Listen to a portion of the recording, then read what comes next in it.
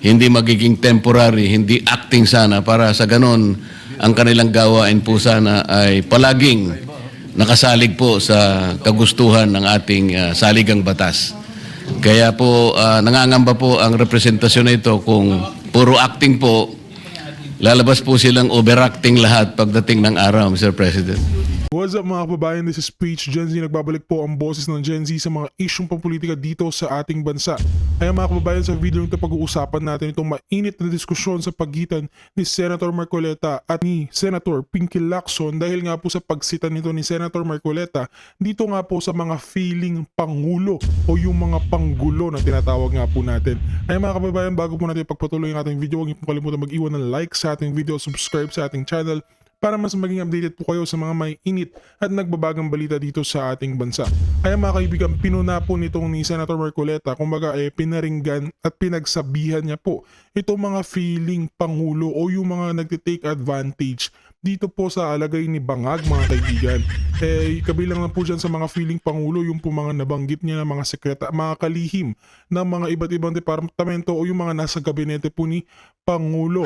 Ilan po dyan yung PCO na pinamumunuan ni Auntie Claire, yung pong DILG ni John Vic, maging itong ES natin na si Ralph Recto, yan po yung mga feeling Pangulo at iba pa pinuna nitong ni Senator Idol Marcoleta. Ay mga kaibigan, huwag na pong mahabang intro, rekta na po tayo dito sa video ito. Senator Dante Marcoleta is recognized. Thank you, Mr. President. Mr. President, I rise today to raise a constitutional alarm. We are witnessing an unusual situation in our bureaucracy today. At a time when local unrest and tumultuous global headwinds threaten the well-being of our kababayans, a growing number of crucial government agencies are being led not by duly confirmed cabinet secretaries, but by officials merely serving in an acting capacity. And this brings us to a disturbing reality in our bureaucracy today. Mr. President, what is at stake is not merely the reputation of individuals, but the integrity of our public institutions. As we speak, several key government agencies are being run by acting secretaries, officials who wield immense power, control billion-peso budgets, and approve critical infrastructure projects, yet have not undergone confirmation. These agencies include 1, Office of the Executive Secretary, Department of Finance, Department of Public Works and Highways, number 4, Department of Justice, number 5, Department of Budget and Management, 6, Department of Environment and Natural Resources, 7, Department of Transportation, and the last, the Presidential Communications Office. Hindi ito mga maliliit o mga basta-bastang ahensya, Mr. President. These are core institutions of our government. They control our money, they enforce our laws, they build our infrastructure, they defend sovereignty. They speak for the President and the Republic. They are alter egos of the President. Nevertheless, they are run by officials whose appointments or nominations have never been submitted to the Commission on Appointments for confirmation. Why does this matter, Mr. President? Because the Constitution did not leave this to discretion. Section 16, Article 7 of the 1987 Constitution provides, and I quote, "The President shall nominate and with the consent of the Commission on Appointments appoint the heads of the executive departments, ambassadors, other public ministers and consuls or officers of the armed forces from rank of colonel or naval captain, and other officers whose appointments are vested in him in this Constitution."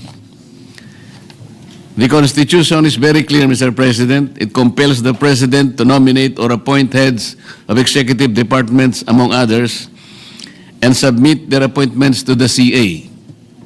The word "shall" makes it mandatory, not optional, restrictive, not permissive. Yet this constitutional command is being defied. Let me be precise, Mr. President. There is nothing inherently illegal about an acting secretary. The law allows it. The continuity of the government demands it, but what is dangerous is when acting becomes permanent by design. Our acting secretaries have been running major cabinet departments for months on end. Some for 2 or 4 months now, and one for over half a year. And up to this day, Mr. President, none of their appointment letters have been transmitted to the CA. Needless to say, the delay is not on the part of the CA. We cannot confirm what is never submitted. If Malacanang does not transmit the appointments, the Constitutional Commission is made powerless. Under the rules of the Civil Service Commission, enacting capacity entails not only the exercise of the ministerial functions attached to the position, but also the exercise of discretion since the person designated is deemed to be incumbent of the position. They can issue policies, approve projects, sign contracts, and approve expenditure of public funds. They wield all the authority of permanent secretaries while evading constitutional scrutiny and consent. Mr. President, the Constitution envisions a system of checks and balances, not convenience and circumvention. The Commission on Appointments was precisely restored under the 1987 Constitution to prevent the danger of allowing key positions to be filled without scrutiny, accountability, or constitutional restraint.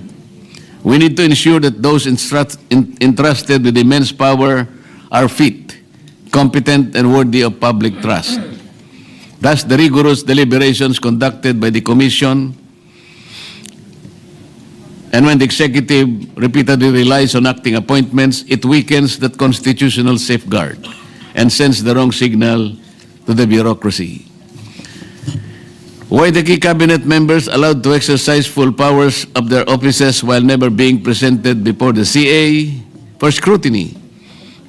There can be many reasons, Mr. President, but one fact cannot be denied. This allows the executive to effectively create de facto permanent secretaries. This turns temporary designations into a tool of permanent power. Unfortunately, this kind of circumvention is nothing new. This representation has also previously noted and brought into attention the non-confirmation of the chairperson and board members of the Basis Convention Development Authority, or BCDA, which is a direct defiance of Republic Act number 7227, or the law that created the BCDA. This, alongside the continuing non-submission of appointments or nominations of officials serving in acting capacity to the CA, clearly undermines the constitutional mandate imposed upon by the Constitution. If the President has confidence in these officials, their appointments should have been sent to the CA promptly. Let us not allow the Republic to be ruled by officials who hold power without constitutional legitimacy, Mr. President. Because when appointments are withheld, the constitutional safeguard is effectively destroyed. Make no mistake, this call fully respects the separation of powers. But even more than that, Mr. President, this affirms our constitutional duty to check and balance power so that no branch, no office, and no official stands above the law. Let us remember, when leadership is temporary, responsibility becomes temporary. And when responsibility is temporary, corruption finds room to grow. We must not allow that, Mr. President. The people deserve more than paperwork. The people deserve more than excuses. The people deserve leadership that is permanent, accountable, and answerable. Sa huli, malinaw ang panawagan ng sambayan ng Pilipino. Hindi sapat ang pansamantalang pamumuno sa mga ensyang may hawak ng buhay, kabuhayan at kaligtasan ng ating mga mamamayan. Ang pananagutan ay hindi maaaring acting lamang. Dapat ito'y ganap, malinaw at matatag. Sapagkat sa likod ng bawat pansamantalang desisyon at iniiwasang pananagutan, naroroon ang sambayanang patuloy na nagdurusa tumihiling ng buong pananagutan mula sa kanilang pamahalaan. Maraming salamat po, Mr. President. Majority Leader. Parang maganda yan.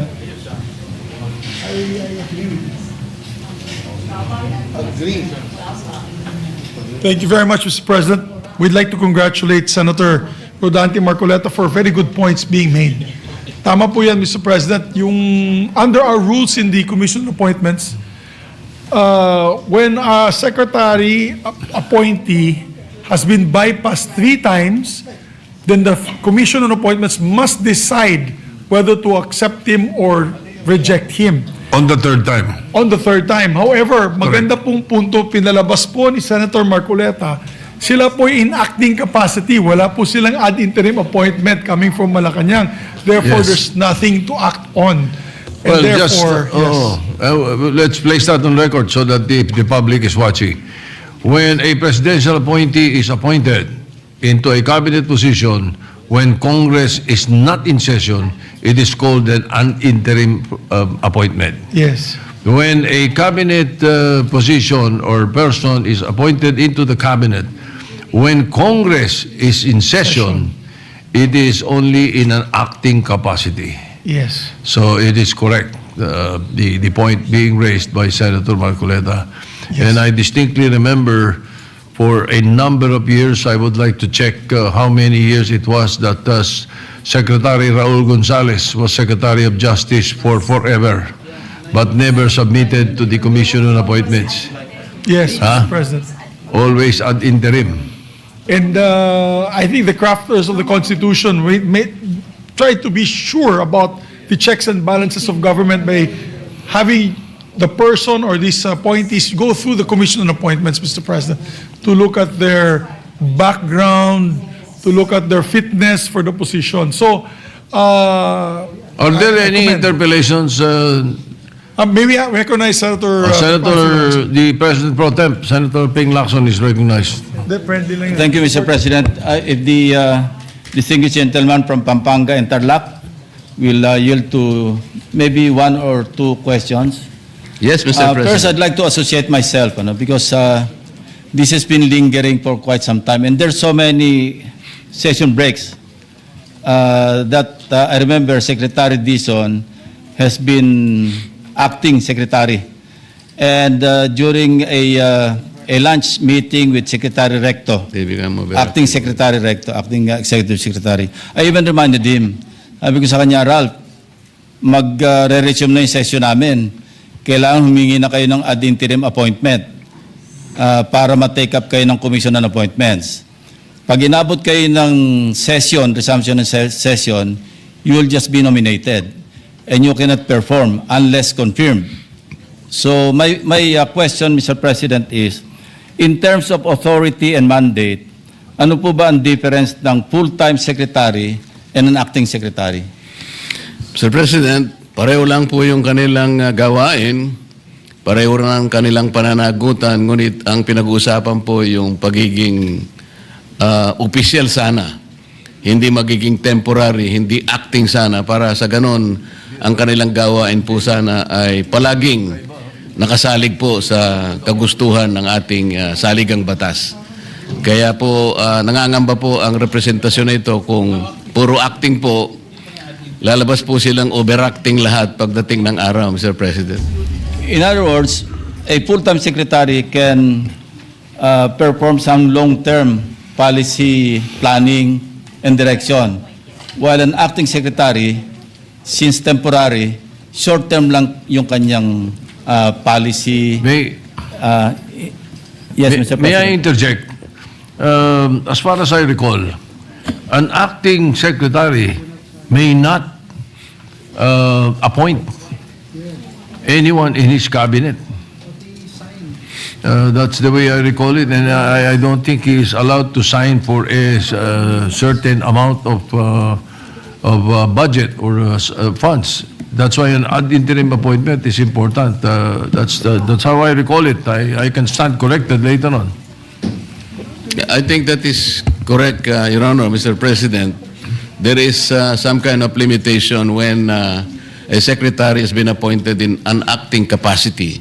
There are several conditions that attach to it, and sometimes he cannot perform some of the things that are within his jurisdiction.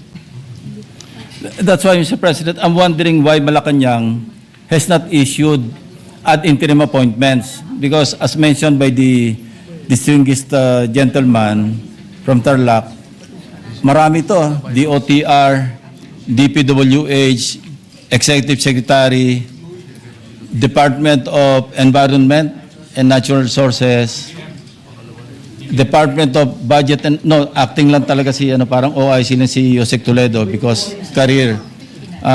Secretary of Finance, at least 7 PCO, at least 7 cabinet secretaries are in acting capacity.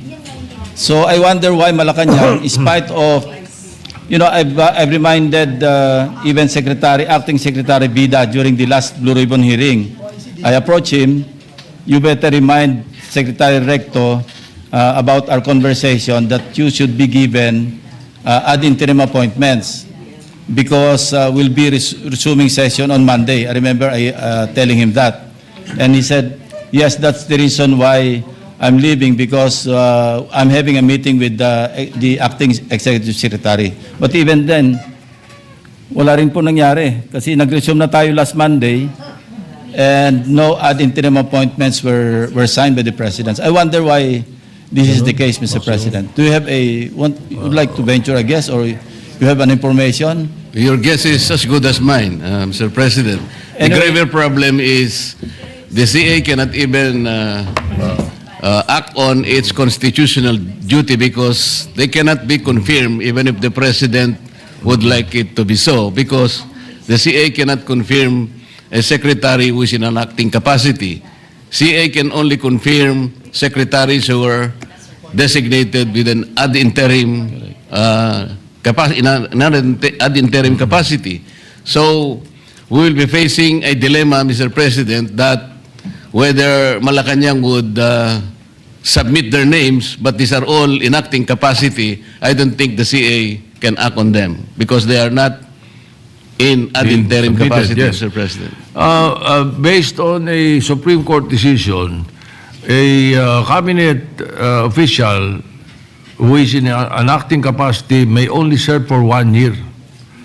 There is a Supreme Court decision to that effect. And then what would happen would be circumvention if they are appointed again in an acting capacity and avoiding the commission on appointments. Now, may we know how many? I hate interpolating from the chair, no. But in as much as you are discussing it already, may we know how many cabinet officials are now in an acting capacity? As I mentioned, Mr. President, at least 8. What about the DENR? Also, the DNR is included, Mr. President. I guess he will be the victim of the three-strike policy that the CA has Because he was already... bypassed twice. Nakadalawa na kasi, Mr. President. Yes, so he was bypassed twice. The second bypass was in December. All right? Now, was he appointed after No. that? He should have been appointed in ad interim capacity. So what is Before, there is no secretary of the DENR right now. Is that correct? That's also my question. Senator Tulfo, with the permission of Senator Lacson and Senator Marcoleta. Yes, Mr. President, di po ba na dumana sa CA sila Secretary Lutilla, Secretary Ralph Recto? Ang previous, pero so kailangan pang bumalik ulit sila sa CA dahil Yes, ibang agency they were na. not approved, yet they were not rejected. They were merely bypassed. Therefore, they may be appointed again. I don't know if he was appointed. If he was appointed after December, then it's an interim appointment. What are the rules, Mr. President? So we have to clarify this. Yeah, Mr. President, I think to clarify, the point made by the good gentleman from Palawan in the Philippines is that they had already gone to the CA, but that was for their previous appointments. As I believe Secretary Lutilla was for Department of Energy, and Secretary Ralph Recto. Ralph Recto, yes, already got confirmed as Finance, but not yet as Executive Secretary. Secretary Vince Dizon was approved in DOTR, but not as the PWH Secretary. So that's the confusion. But if you are appointed to a new position, you have to come back. Precedents, I've Yes. seen it many times. They have to Correct. come back. Correct. But in the case of Secretary Lotilla, if he was not appointed after December, he is not the Secretary of the ENR. And if he was, then ad interim appointment siya because we were on break. Mr. President, must we inform the executive department regarding this matter? Baka sobrang dami pong ginagawa or busy, we have to inform them at least? Well, the Senate is invited tomorrow because of the EDCOM presentation, which is a very historical thing. But I am told that there is a LEDAC meeting on Tuesday. Tuesday? Hindi pa. February 10, matagal pa yun. So we will try to bring it up tomorrow. Thank you, Mr. President. In fact, Mr. President, informally, I did that quite a few times. Whenever I would meet with the Secretary Recto, Secretary Diso, nasaan yung ad interim appointment ninyo? Because we are now, the session, we are now on recess. And it's better that you be given ad interim appointments. Otherwise, yun nga, pag nag-resume ng session, nomination lang kayo. And you cannot perform or you cannot even take your oath unless confirmed by the Commission on Appointments. So anyway, I'm glad and we're thankful that the gentleman from Pampanga and Tarlac has brought up this matter. So all these things will be clarified during the committee hearing or hearings that may be conducted once the referral is made. So this is just in jest, Mr. President. This is one of the very few times that I'm in agreement with Senator Marcoleta. So thank you very much, Senator Marcoleta. You're welcome, Your Honor. Thank you, Mr. President.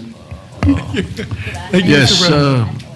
Mr. President, the leader. after discussing with many of our colleagues here, I move that the speech of the good gentleman, so that the committee can act on it and a certain committee can call the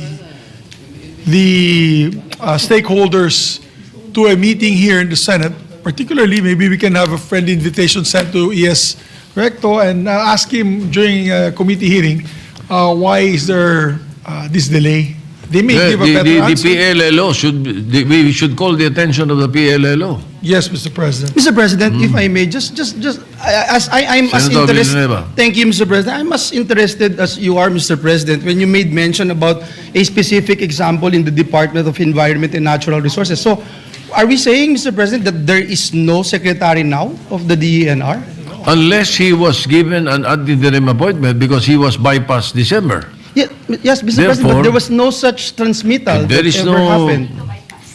There is nothing. No. The bypass was in December. Yes. So if he was not appointed afterwards, then he is not the secretary of the right now. And everything that he is doing right now, if he is signing contracts, signing appointments, Mr. President, would be null and void, Mr. President? Yes, that is not allowed. If he was not appointed, we don't know. I don't know for a fact. Okay. Thank you, Mr. President, for that clarification. Thank you. Thank you. Majority Leader.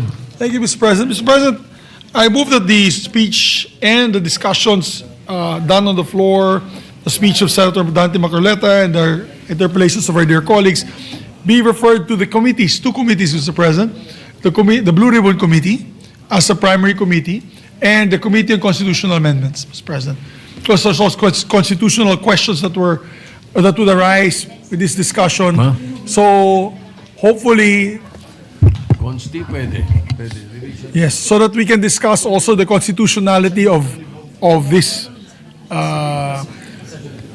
this acting capacity of our secretaries, Mr. President? Actually, the implementation of the provisions of the The issue is, the question is the interpretation of the provisions of the Constitution. Eh. That's right. Yeah, but this is not a constitutional amendment, but you would like the Constitutional Amendments Committee to tackle it? Yes, so that we can find at least together with the Blue Ribbon, if they can come out with a For committee the report. accountability, public accountability of, and then they come up- accountability of public officers, whether they are accountable or not for what Yes. they're doing. All right. And then they can come out with a statement or a committee report basically laying out the Senate's sense of the Senate on that particular issue. All right. Any objection? Chair hears none. Motion is approved. So referred. Thank you, Mr. President. Mr. President, before we take up admin matters, we'd like to just recognize with us in the gallery today the 10-time world champion for Jiu-Jitsu and MMA, Master Ralph Gracie is here with us, Mr. President. Sikat po yan sa martial arts community. He's right here. Together with Jonathan Sandoval.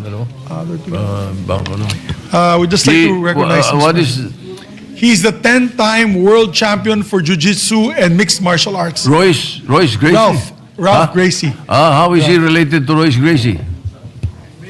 Your brother? It's cousin. It's cousin. His cousin. The cousin of His cousin, yeah. for Royce Gracie. I used to be a fan. yeah, that's the Gracie family, Mr. President, the world-renowned Gracie family from Brazil, Mr. President. So we'd like to welcome them in the Senate. Welcome to the Senate. Thank you. Mr. President, we have some admin matters.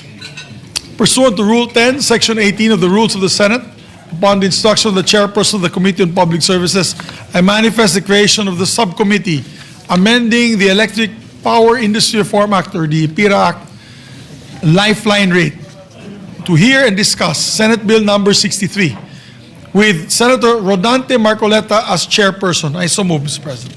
Any objection? Hearing none, the motion is approved.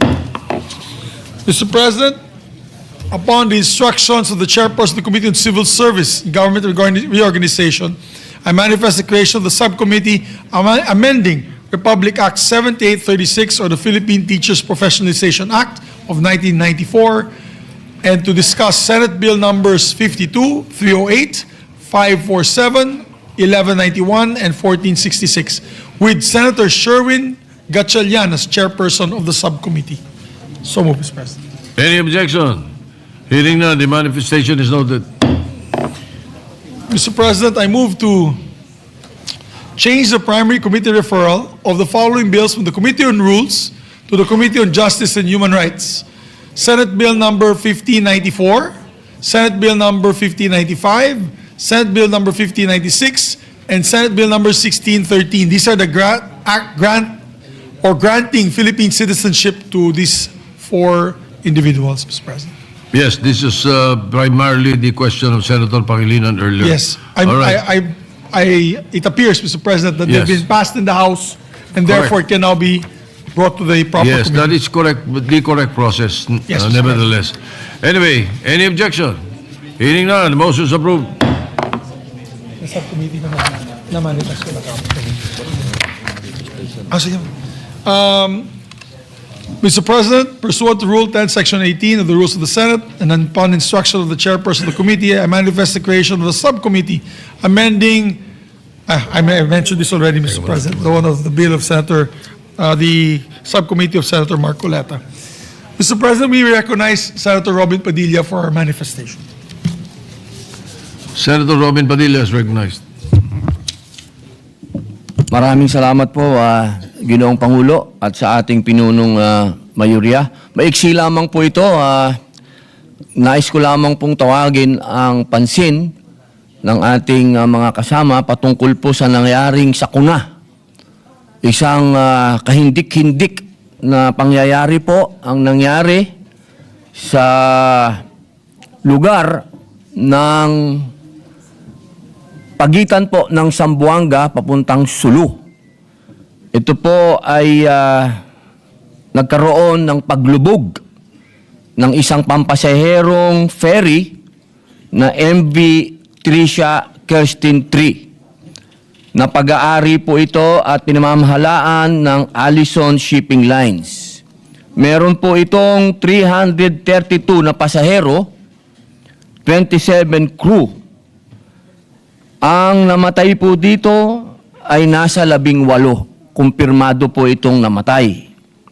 Hinihiling ko po sa ating mga kasama at gumawa po ako ng resolusyon na sana po ito ay maimbestigahan sapagkat ito po ay napakalungkot na balita para sa atin sapagkat tayo po ay bansang arkipelago. Ibig sabihin, ang atin pong karamihan ng kababayan ay umaasa po sa maritime transportation. Sumasakay po yan ng barko. At hindi naman po kaila sa ating lahat na lagi na lang po tayong may sakuna. Lagi na lang po tayong may ganitong pangyayari sa karagatan. At ang masakit po nito, meron pa pong sanggol na namatay dito. Kaya pa na, kaagad po itong maimbestigahan, maaksyonan ang resolusyon nito upang hindi na po tayo magkaroon pa ng mga ganitong ganap. Sapagkat kailan lamang po, meron na rin pong ganitong pangyayari sa shipping line din na ito. Parang hindi na po tayo natigil sa ganitong klaseng sakuna. Ang balita pa po, nung lumayag po itong barko na ito, hindi naman po masama ang panahon. Kaya sana po, inihiling ko po sa inyo, at napakarami pong biktima dito ay tiga-Sulu. Mga Muslim po, mga kapatid nyo pong Muslim, na umaasa po dito sa ganitong klaseng transportation, eh sana po Ginoong Pangulo ay mabigyang kaagad ng mabilis na investigasyon upang malaman po natin kung ano po ang naganap talaga. Ito po ba ay may problema sa edad ng barko? Ito po ba ay talagang barko, itong barko na ito ay meron talaga siyang kakayahan na lumayag sa karagatan? At sana po, sa pamamagitan po ng pagdinig nito ay magkaroon po ng batas. Kung ano po ba talaga. Kasi madalas po nauuwi yan sa usapan ng ayusin na lang natin. Huwag na natin itong paabutin sa korte. Magkano ba? Kailangan po tayong magkaroon talaga ng batas na talaga para magkaroon po ng pananagutan itong mga shipping lines na ito. Hindi po sa usapin ng lagi na lang areglo. Pero lagi na naman pong mauulit. Ang gusto po natin ay wag na po sanang maulit ito. Yun lamang po. Maraming salamat po, Ginoong Pangulo. Thank you, Senator Padilla.